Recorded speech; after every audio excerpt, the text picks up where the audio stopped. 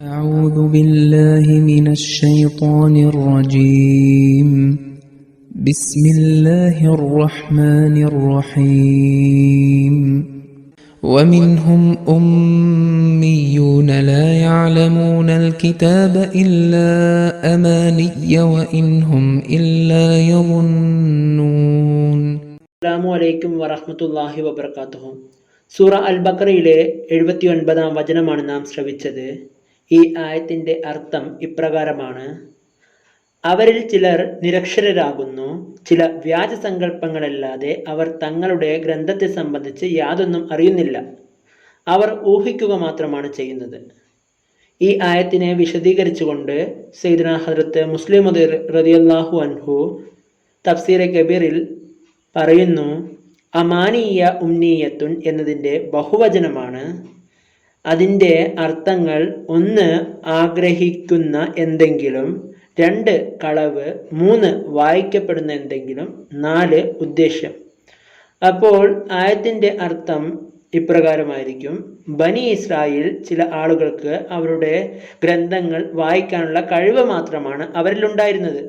അവർക്ക് അതിനെക്കുറിച്ച് നല്ലവണ്ണം മനസ്സിലാക്കാനുള്ള കഴിവ് ഉണ്ടായിരുന്നില്ല എന്നാണ്. ഉമ്മി എന്ന വാക്കിൻ്റെ അർത്ഥം ഈ സ്ഥലത്തേക്ക് മാത്രമായി പരിമിതപ്പെടുത്തിയിരിക്കുന്നു. അതായത് പുസ്തകം ഓരോ വാക്കും വായിക്കാൻ കഴിയാത്ത നിരക്ഷരരായ ആളുകളെ അർത്ഥമാക്കുന്നില്ല, മറിച്ച് ഭാഷയുടെ സൂക്ഷ്മതകളെ കുറിച്ച് അറിയാത്തവരും എന്നാൽ പുറമേയുള്ള അർത്ഥം മാത്രം അറിയുന്നവരെയാണ് അർത്ഥമാക്കുന്നത്. ഈ അർത്ഥങ്ങളെ അടിസ്ഥാനമാക്കി ജൂതന്മാർ അവരുടെ ഗ്രന്ഥങ്ങൾ ആഴത്തിൽ പഠിക്കാൻ ശ്രമിക്കുന്നില്ലെന്ന് ആരോപിക്കപ്പെട്ടിട്ടുണ്ട്. അവയിൽ ഉപയോഗിച്ചിരിക്കുന്ന ദ്വയാർത്ഥ പദങ്ങൾ ദൈവത്തിൻ്റെ സുന്നത്തിനും അവൻ്റെ ഉദ്ദേശത്തിനും വിരുദ്ധമായ അർത്ഥങ്ങൾ സ്വീകരിക്കുകയും ദൈവത്തിൻ്റെ സുന്നത്തിനും അവൻ്റെ ഉദ്ദേശത്തിനും അനുസൃതമായവ ഒഴിവാക്കുകയും ചെയ്യുന്നു.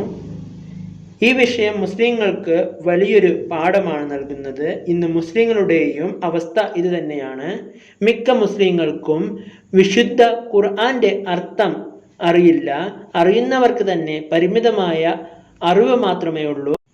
ഖുർആനിലെ വചനങ്ങളിൽ കാണുന്ന നിരവധി വിഷയങ്ങളിൽ അവർ ശ്രദ്ധ ചെലുത്താൻ ആഗ്രഹിക്കുകയോ ചെയ്യുന്നില്ല. മറിച്ച് ശ്രദ്ധിക്കുന്നവരെ കാഫിർ എന്നും മുതഅവ്വൽ എന്നും വിളിക്കുന്നു. അതുകൊണ്ടാണ് ഖുർആന്റെ നിധികൾ അടച്ചുപൂട്ടപ്പെട്ടിരിക്കുന്നത്. അതിലെ ഒഴുകുന്ന വെള്ളം അവർക്ക് കെട്ടിനിൽക്കുകയും ദുർഗന്ധം വമിക്കുകയും ചെയ്തു. മുസ്ലിങ്ങൾ ഇത്ര പോലും ചിന്തിച്ചില്ല. ജൂതന്മാർക്ക് ഒരു പോരായ്മയായി വിശുദ്ധ ഖുർആൻ അവതരിപ്പിച്ച കാര്യം. ഉംനീയത്തുൻ എന്നതിന് ഒരു അർത്ഥം ആഗ്രഹിക്കുന്നത് എന്നാണ്. ഈ അർത്ഥങ്ങളുടെ വെളിച്ചത്തിൽ ഉമ്മി എന്നതിൻ്റെ പൊതുവായ അർത്ഥങ്ങൾ സാധാരണ അറബി ഭാഷയിൽ പ്രചരിക്കുന്ന അതേ അർത്ഥങ്ങളായി കണക്കാക്കും. അതായത് പൂർണ്ണമായും നിരക്ഷരൻ, വായിക്കാനോ എഴുതാനോ കഴിയാത്തവൻ, വേദഗ്രന്ഥത്തെക്കുറിച്ചുള്ള അവരുടെ അറിവ് ചില ഗ്രന്ഥങ്ങളിൽ മാത്രമായി പരിമിതമാണ്.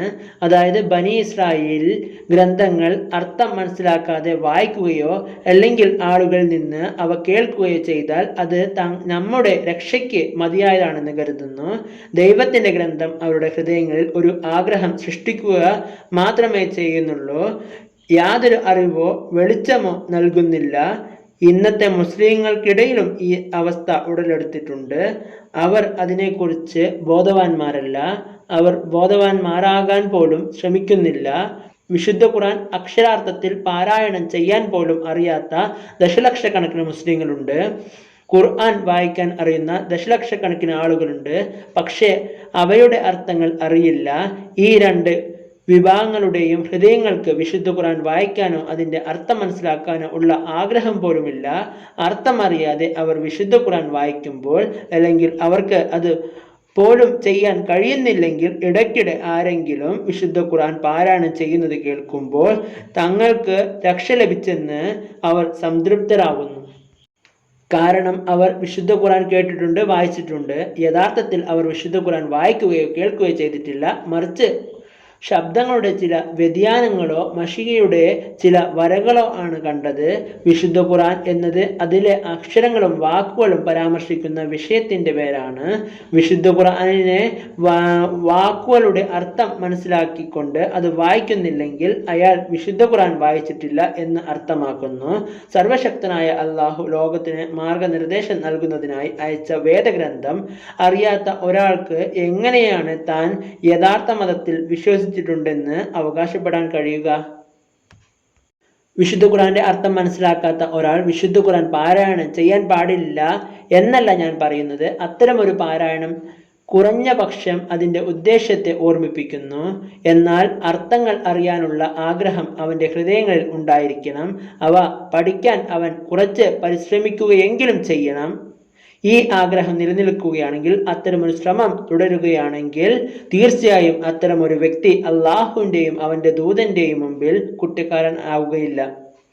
എന്നാൽ പരിശ്രമത്തിൻ്റെ അഭാവവും ആഗ്രഹത്തിൻ്റെ അഭാവവും ഉള്ളപ്പോൾ അത്തരമൊരു വ്യക്തിക്ക് തൻ്റെ ആഗ്രഹം കൊണ്ട് മാത്രം സർവശക്തനായ അള്ളാഹുവിൻ്റെ എങ്ങനെയാണ് സന്തോഷിപ്പിക്കാൻ കഴിയുക? ഉമ്നീയത്തുൻ എന്നതിൻ്റെ ഏകവചനം അമാനിയോ.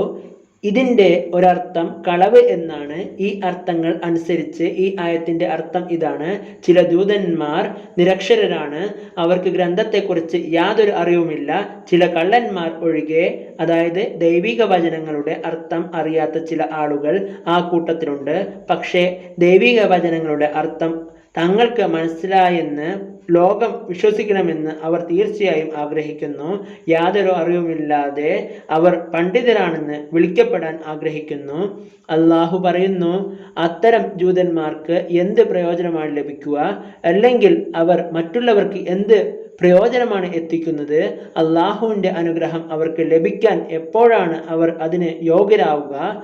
തങ്ങളുടെ അറിവില്ലായ്മ ദൈവത്തിൽ മേൽ ചുമത്തി അവനെ അപമാനിക്കുകയും ആ അറിവില്ലായ്മ ആളുകൾക്കിടയിൽ പ്രചരിപ്പിച്ച് സാധാരണക്കാരായ ആളുകളെ തെറ്റിദ്ധരിപ്പിക്കുകയും ചെയ്യുന്ന അവർ ദീനിന്റെ ശത്രുക്കളാണ്.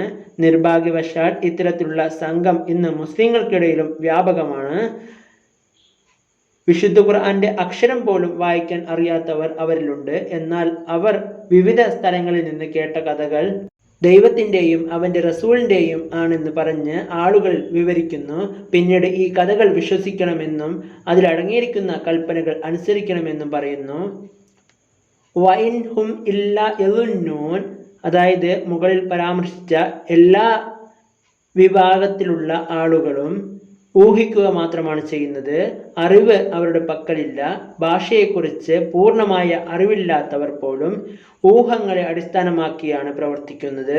ഭാഷയെക്കുറിച്ച് ഒട്ടും അറിവില്ലാത്തവർ പോലും ആളുകളിൽ നിന്ന് കേൾക്കുന്ന വാക്കുകൾ ദൈവത്തിൻ്റെ വാക്കുകളായി കരുതി തൻ്റെ മനസ്സിനെ നിറയ്ക്കുകയാണ് ചെയ്യുന്നത്. ബാക്കി ഇൻഷാ അല്ലാഹ് അടുത്ത ദർസിൽ. വാഹിർ ദഅവാന അൽഹംദുലില്ലാഹി റബ്ബിൽ ആലമീൻ.